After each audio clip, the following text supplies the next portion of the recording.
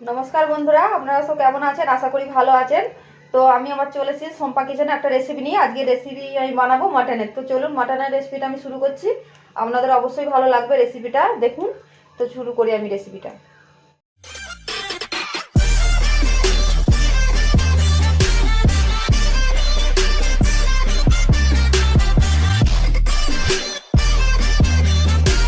বন্ধুরা মাটনের রেসিপির জন্য এখানেই প্রথমে মাটন আছে। মাটনটা আমি পরিষ্কার করে ধুয়ে নিয়েছি।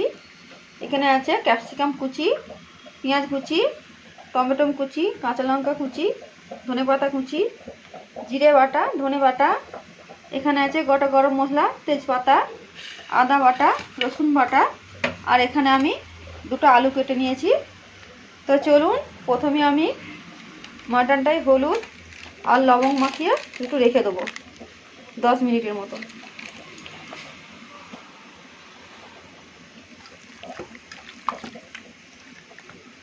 দেখুন আলুটা কিন্তু আমি ভেজে নেবো। আলুটা কিন্তু আমি ভালো করে ভেজে নেবো।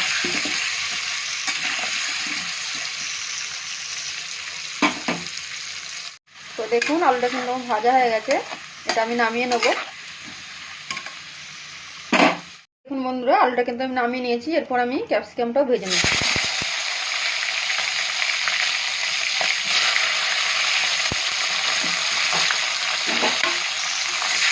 ক্যাপসিকামটা কিন্তু আমি ভালো করে ভেজে নেব।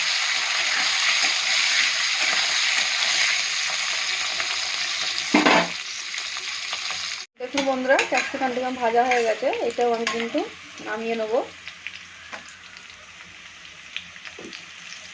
এভাবে কিন্তু ক্যাপসিকামটা আগে একটু ভেজে নেবেন। ক্যাপসিকামের যে একটা গন্ধ থাকে সেই গন্ধটা কেটে যাবে।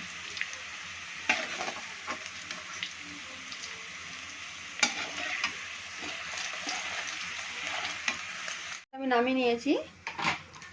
এই তেলেতে আমি অল্প করে একটু তেল দিয়ে দেবো। এরপর আমি তেজপাতা, গোটা গরম মশলাটা দিয়ে দেবো। এটা কিন্তু ভালো করে একটু ভেজে নেবো। তো দেখুন ভাজা আমার হয়ে গেছে। এরপর আমি পেঁয়াজ কুচি দিয়ে দেবো।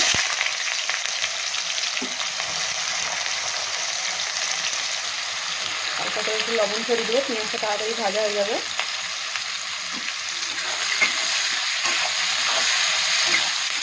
তো এইভাবে কিন্তু বানিয়ে দেখবেন, মাটনের রেসিপি খুব সুন্দর করে লাগে। পেঁয়াজটাও কিন্তু আমি ভালোভাবে ভেজে নেব। এটা কিন্তু আমার ভাজা হচ্ছে।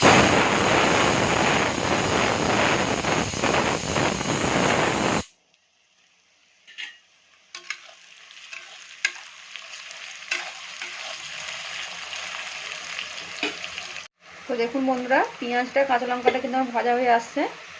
এরপর আমি টমেটোটা কুচিটা দিয়ে দিচ্ছি। পেঁয়াজটা ভাজা হয়ে গেছে, কাঁচা লঙ্কাটা। এরপর আমি টমেটো কুচিগুলো দিয়ে দেবো।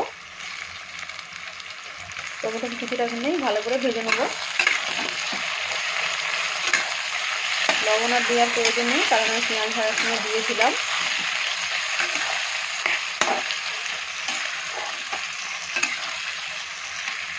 দেখুন টমেটোটা আমার ভাজা হয়ে আসছে। এরপর আমি আদা বাটা 1 চামচ, রসুন বাটা দিয়ে দেবো।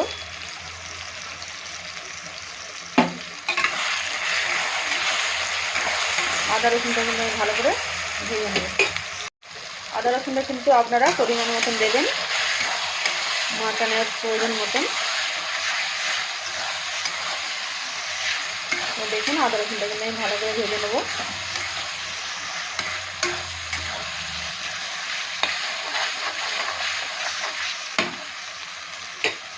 আদা রসুনটা ভাজা হয়ে আসছে। এরপর আমি জিরে বাটা, ধনে বাটাটা দিয়ে দেবো। এটাও কিন্তু পরিমাণ মতন দেবেন। এরপর এটা আমি ভেজে নেব। ভালো করে ভেজে নেবেন।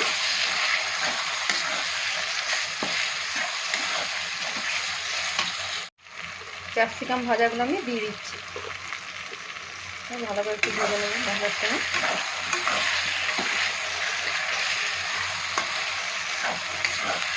এইভাবে কিন্তু বাড়িতে অবশ্যই বানাবেন, মটনের রেসিপি খুব সুন্দর লাগে। এরপর আমি হলুদ গুঁড়ো দিয়ে দিচ্ছি।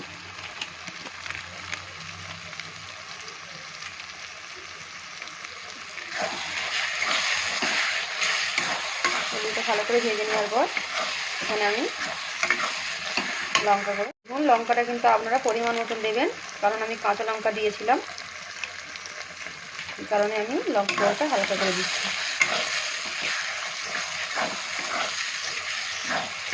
ভালো করে একটু ভেজে নিয়ে মশলাটা কিন্তু ভাজা হয়ে গেছে। এরপর আমি জল দিয়ে দেবো অল্প করে। জল দেওয়ার পর কিন্তু মশলাটা ভালো করে কষিয়ে নেব।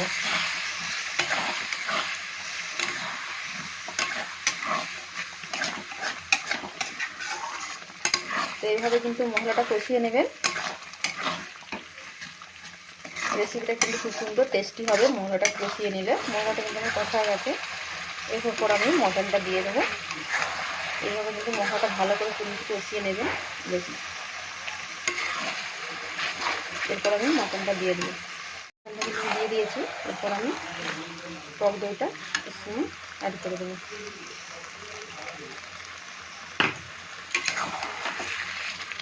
দইটা কিন্তু মাংসের সঙ্গে ভালোভাবে মিশিয়ে নেব।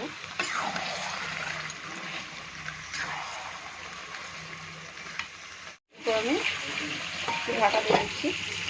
ঢাকাটা কিন্তু আমার হালকা হয়ে আসছে। এরপর আমি আলুগুলো দিয়ে দেবো।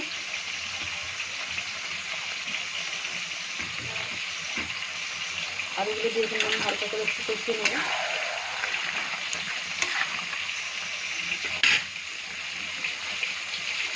এবার কিন্তু আমি 10 মিনিট ঢাকা দিয়ে দেবো।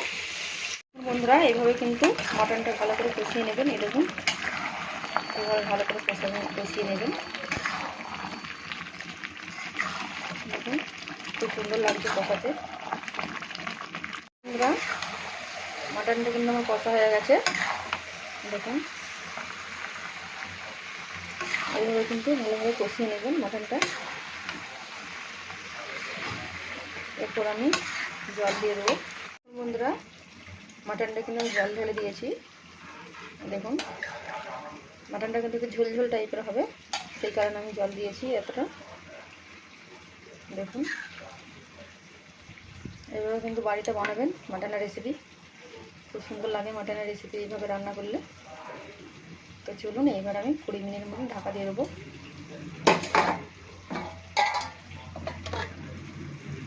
মটনটা কিন্তু আমার হয়ে আসছে।